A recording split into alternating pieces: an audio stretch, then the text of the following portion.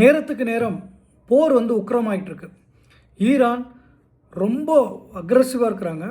குறிப்பாக இன்றைக்கி இருக்கிற பிரேக்கிங் நியூஸ் என்னன்னு கேட்டிங்கன்னா, குவைத்தில் இருக்கிற அமெரிக்க தூதரகம் தாக்கப்பட்டிருக்கு. இது சாதாரண விஷயம் இல்லை. ஏன்னா ஒரு நாட்டில் இருக்கிற தூதரகம் ரொம்ப முக்கியமான பார்க்கப்படும். அதனால் அதில் போய் அவங்க தாக்குதல் நடத்திருக்கிறதுனால இது அமெரிக்காவுக்கு இன்னும் கொஞ்சம் வெறியேற்றும். இப்போ அமெரிக்காவும் இஸ்ரேலும் சேர்ந்து இன்னும் அவங்களும் அக்ரெசிவாக போரில் இறங்குவாங்க. இது எங்கே கொண்டு போய் முடிய போகுதுன்னு தெரியல. அது மட்டும் இல்லாமல் Manama, Dubai, Bahrain, Kuwait, Saudi எல்லா இடத்துலையும் அவங்க தாக்குதல் நடத்திட்டு இருக்காங்க. எஸ்பெஷலி இஸ்ரேல், டெல் அவீவ்லாம் இவங்க ரொம்ப உக்கிரமாக தாக்கிட்டு இருக்காங்க.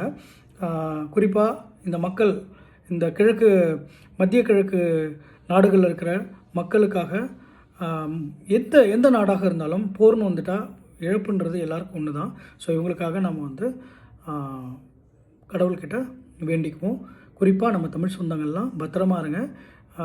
டைம் வரும், அதுக்குள்ளே தைரியமாக இருங்க. நீங்களாம் பத்திரமா இங்கே சேர்ப்பீங்க.